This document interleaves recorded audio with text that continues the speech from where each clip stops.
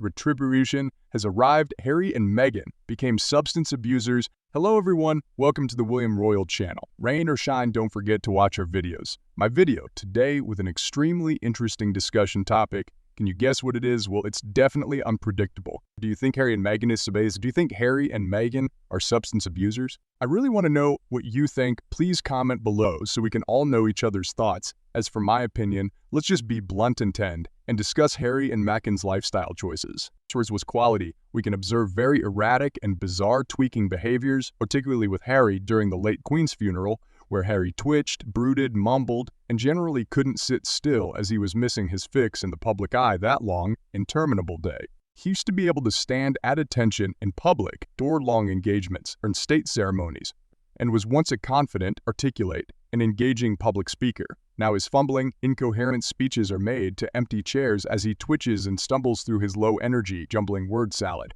Recovering cocaine addicts have commented on their observations as Harry has been seen nervously and compulsively rubbing his nose from time to time. This is a very common tweaking behavior exhibited by active cocaine addicts. He used to have the common touch among crowds and sweetly children and babies. Now he is uncharacteristically awkward, bored, impatient, and grossly inappropriate. He is disheveled and rumpled with his shoes, often not shined or matching with his more formal, but wrinkled suits or blazers and untailored slacks. His beard needs trimming or shaving off, and his hair is always scruffy and in need of a proper cut. His facial features have drastically been transformed from cheeky and smiling and well-defined to sunken and sullen, with his brow and mouth permanently scowling and frowning. His eyes never dance or engage as charming and roguish as they once did, and the only time we see spark or life in them is sad when his pupils are dilated and eyelids wide open clockwork orange style, like in the video of his flight to freedom. His posture is defeated and hopelessly slumped, and his once handsome, fit physique is now paunchy and slovenly and gives evidence of his new California sofa lifestyle with no structure or purpose as he sits stationary, playing video games all through the night. This man's entire joyless, inanimate, listless body shows him to be a mere gaunt shadow of his former self. He appears stunted and juvenile. Early, prolific drug use will keep you mentally at the chronological age you started using. In Harry's case, he acts the exact age when his mother died, and he first admitted his drug use to distract and self-medicate his pain and trauma. When the body language panel unanimously estimated his mental intelligence at age 12 or 13 based on his book tour interviews. The guy is no longer likable or fun. He permanently lives in the corner of gloom and doom. He broods in his own stew of irritation, paranoia, and delusion, which are telltale signs and effects of a drug like cocaine that accelerates heart rate and breathing and can even lead to full-blown cardiac arrest and death. But what gives Harry's active drug use away are his own spoken and written words. He admits to regular, daily pot smoking and advocates his use of illegal and mind and mood-altering hallucinogenics like mushrooms, which are patient, and it's what he says in Spare regarding what many people believe to be his main drug of choice, cocaine. That gives him away, while he highlights marijuana and downright advocates hallucinogenic abuse. He notably minimizes his cocaine experimentation, writing that the drug did not personally do it for him and giving the impression he only dabbled in it a few times. Addicts who are not in active recovery will cop to other substances, but will purposefully downplay the drug or substance they rely on the most and find the most effective and potent, and the drugs they fear they just can't live without. A gambling addict with his disease will deflect that he only lost $500 and therefore he does not have a problem, when the truth is you can add more zeros to his true existing and ongoing debt. As a muscled compulsive bodybuilder may cop to alcohol use but never admit steroid use, as his behaviors very well indicate to his loved ones and friends. Addicts who are not in active recovery will cop to other substances but will purposefully downplay the drug or substance they rely on the most and find the most effective and potent, and the drug they fear they just can't live without.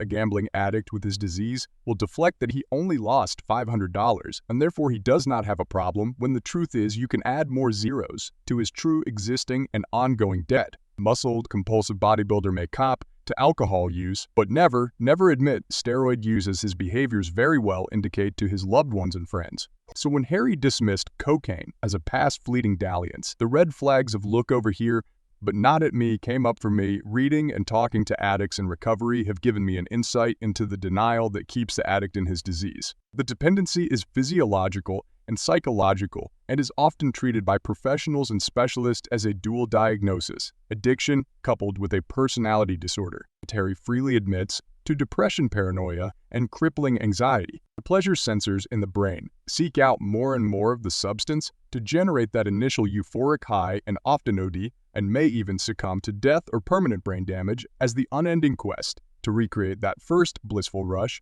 of high is typically eluded and shuts down crucial organs, the respiratory system, and starves the brain of oxygen. No doubt, Harry is combining a possibly lethal and unhealthy cocktail of legalized pot, maybe pills, alcohol, hallucinogenics, and what many people maintain, copious amounts of cocaine.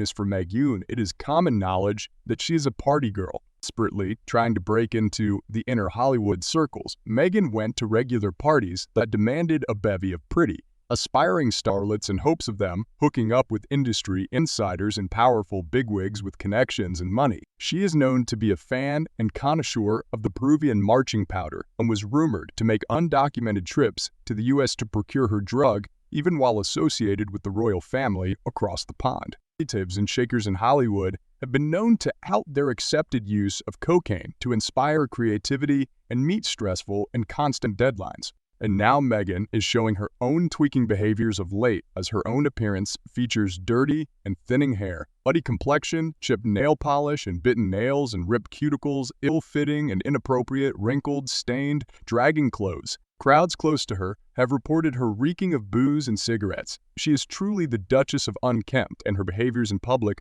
are proving disjointed and deaf to the occasion. Children shrink back from her, and her expressions of giggling and manic hugging and bouts of hysterical laughter during the speech of a keynote speaker seem out of touch and out of whack. She will chatter away in conversation while no one is listening to her. Her gaping, rictus grin never matches the rest of the room, or Harry's downtrodden, sullen expression even as they desperately hold hands trying to laud their love story over US ad nauseum. People often remark they are middle-aged. This may be a rather unremarkable couple that behaves like hormonal, arrestedly developed PDA-obsessed tweens. There is photographic evidence of an addicted brain versus a normal, undiluted brain. The addicted brain, after years of habitual substance abuse, appears cloudy, almost milky, while the normal human brain clearly shows the synapses and thought sensors firing intact. The addicted brain shows the synapses disconnected and misfiring. Thought processes are clearly disrupted and are proven to give way to mercurial highs and lows in moods, illogical delusions, and heightened paranoia, all get and impulse control are poor and can lead to huge gaffes in judgment. Addiction is a progressive disease and it prematurely ages the user. Addicts are inherently narcissistic, and the disease exacerbates a person's worst qualities in the quest for chemical pleasure. I've had conversations with recovered moms who regret their selfishness that becomes pronounced in the disease to the point of neglecting their own children and prioritizing substances even over their own offspring.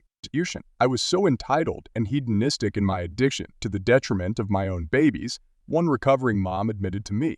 After successful rehab and ongoing 12-step work in abstinence, the mom described to me how her own maternal instincts came to the fore again, and she is ashamed and frightened by her lack of impulse control and the unleashed chemical baser impulses to indulge her own ID and self-gratification over the needs of her own children while she was active in her addiction. Harry and Meghan exhibit the codependency and dysfunction of a couple in the throes of an active addiction.